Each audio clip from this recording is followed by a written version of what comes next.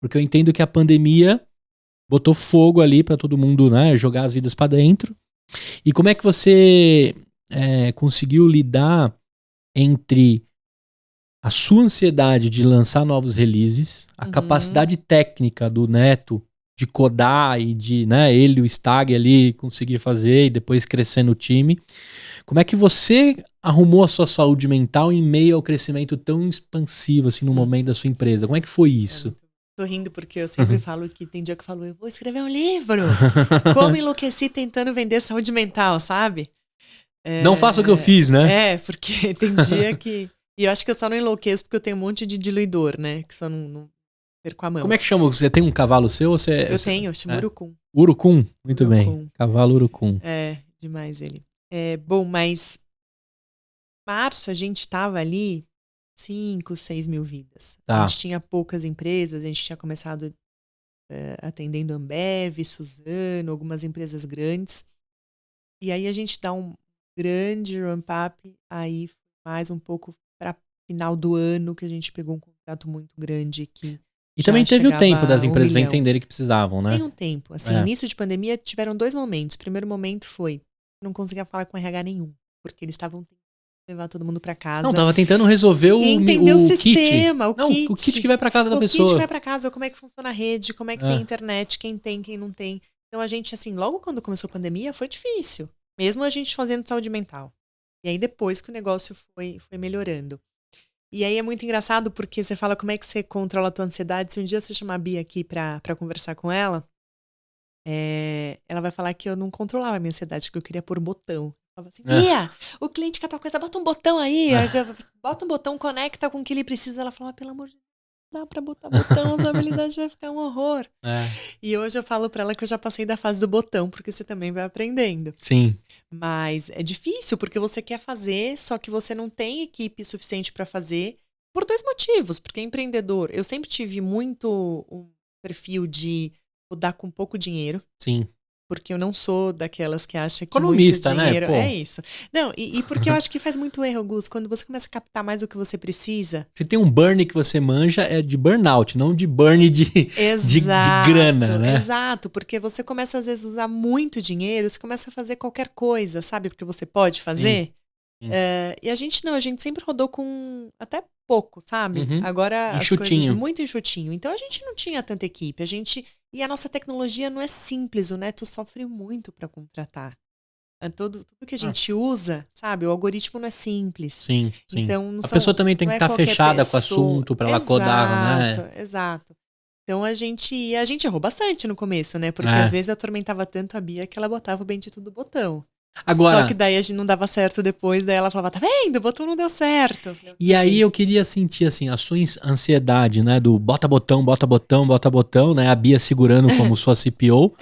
E o mar de empresas começaram a se posicionar como mental health. Porque eu lembro que em agosto, setembro de 2020, começou uma movimentação, acho que todo mundo falou assim, cara, essa é a hora de eu me posicionar ou dar ênfase pro meu produto de mental. Porque aí começa a vir uma enxurrada. E aí como é que você lida com esse monte de gente chegando, mas você já estava ali desde meio de 18, né? Entendendo que era necessidade, com o seu cheque ali do tamanho que você tinha, do bolso, e essa galera chegando, né? Um monte de startups e até grandes se posicionando. Como é que também ficou a sua ansiedade e a barreira também, como era naquele momento?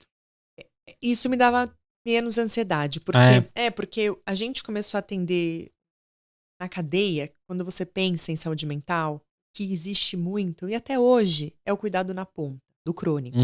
Quem que cuida de crônico? Telemedicina, terapia online, que é o que mais existe. Pô, Carol, mas terapia online cuida de crônico? Cuida. Por quê? As pessoas que não estão com a dor, seria o preventivo ainda, elas não topam fazer terapia. Assim, você não vai se movimentar para fazer a terapia preventivamente.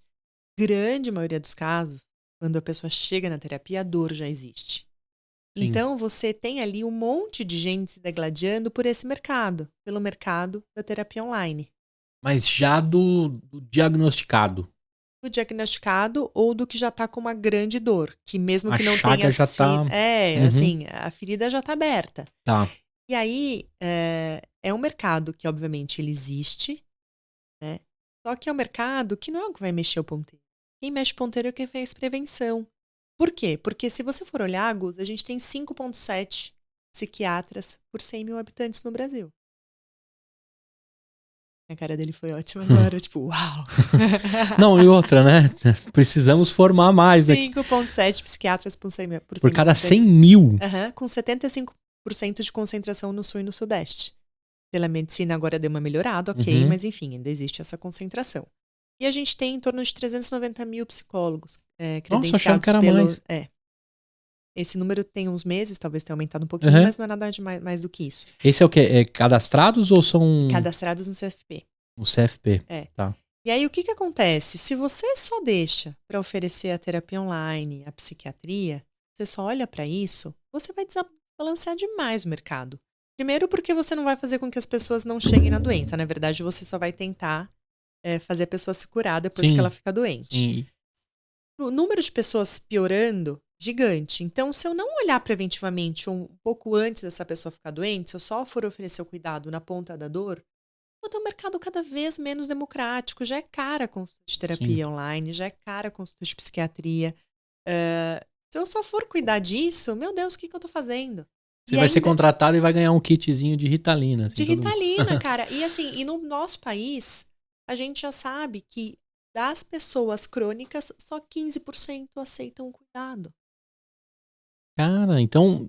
Esse é um dado do Clubhouse, que é um apoiador da OMS em questões de saúde mental. E por que tão baixo, Gus? Por falta de informação. Isso é mundo? 15% mundo? Ou é só o brasileiro? Países subdesenvolvidos. Ah, entendi. Porque esses números mudam. Por falta de informação. Tá. E para países em desenvolvimento, 70% aceitam cuidado. Ah, você tem... isso que eu ia te perguntar. Aumenta muito. Então, quando a gente vê esse mercado de saúde mental, você fala, cara, muita gente aqui brigando por esse osso, muita gente grande. Mas não é o que eu quero. O que eu quero é fazer que as pessoas não cheguem lá.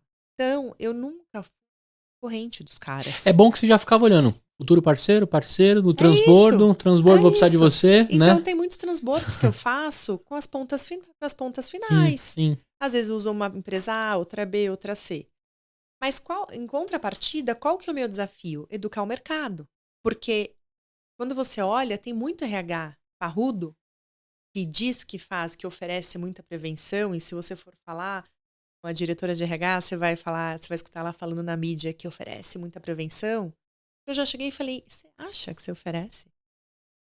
Pensa bem, você está oferecendo a terapia online. Terapia online tem uma adesão de 7%, mesmo em pandemia. E já é morte morrida, né? É morte morrida. É importante, mas não é cuidado. Assim, é cuidado de quem já tá na dor gigante. Sim. Então, assim, o mercado, daí, ao invés, eu escolhi, né? Entre me degladiar nessa concorrência ou fazer uma coisa mais inovadora, mas o ônus de fazer a coisa mais inovadora é cortar um mato mais alto. Então, porque aí as pessoas precisam entender o que é efetivamente prevenção. E aí as grandes opções do mercado são de empresas que topam quebrar a cultura. E que topam falar, entendi, te escutei, te entendi, vou implantar aqui. E aí é justamente o que eu queria entrar, porque assim, não é fácil você convencer, vamos pensar no Gustavo, executivo da Sul América, 1000 coisas pra fazer, com o celular com a memória no teto.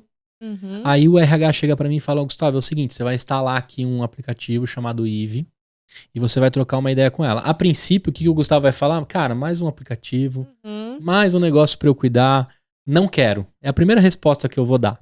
Né? Eu tô fazendo aqui vestindo sapato mesmo, né? Advogado. E aí, a primeira coisa que acontece é essa. Só que a sua empresa, ela tá ali pra quebrar aquela cultura. Se eu não entro, é aquela ovo ou a galinha, né? Se eu não tenho contato com a Eve, eu não quebro a cultura. Se o RH, que tá na ponta, não insiste, eu não conheço a Eve, que não quebra a cultura.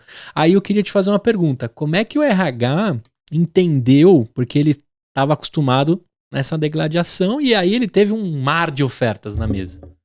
Né? Acho que de telemedicina, de psicologia, de psicólogo online, uma porrada de coisas apareceram. E ele tinha chance de escolher por preço, por tamanho, por conexão, por tudo. Qualidade.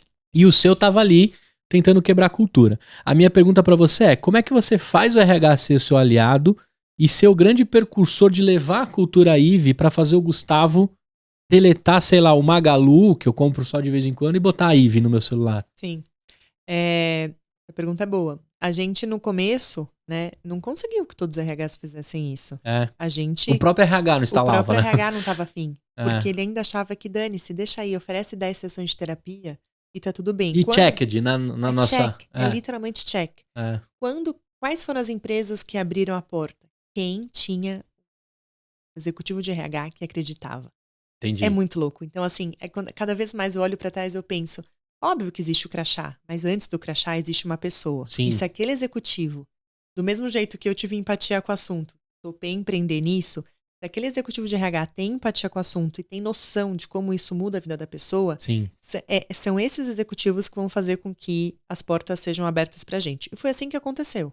Sim. Muitos executivos de RH que eram psicólogos, muitos executivos de RH que efetivamente falaram, cara, é esse o caminho, é mais difícil, mas eu vou fazer. E aí o que a gente fez? A gente aprendeu que não dava para deixar no colo dele esse convencimento. Então a gente cria toda uma régua de comunicação para esse RH só disparar.